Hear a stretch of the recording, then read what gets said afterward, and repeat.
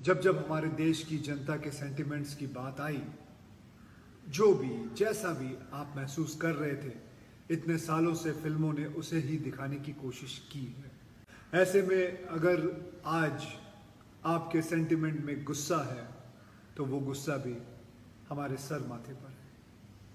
हमारी film industry की ऐसी बहुत सी खामियों को देखने को मजबूर किया है जिन पे ध्यान जाना बहुत बहुत ज़्यादा ज़रूरी है। पर प्लीज़ हाथ जोड़ के कहता हूँ, ऐसा तो मत करो ना कि पूरी की पूरी इंडस्ट्री को एक ही बदनाम दुनिया जैसी नज़रों के साथ देखने लगो। ये सही नहीं है, ये तो गलत है ना। मुझे पर्सनली हमेशा से मीडिया की ताकत में बहुत विश्वास रहा है।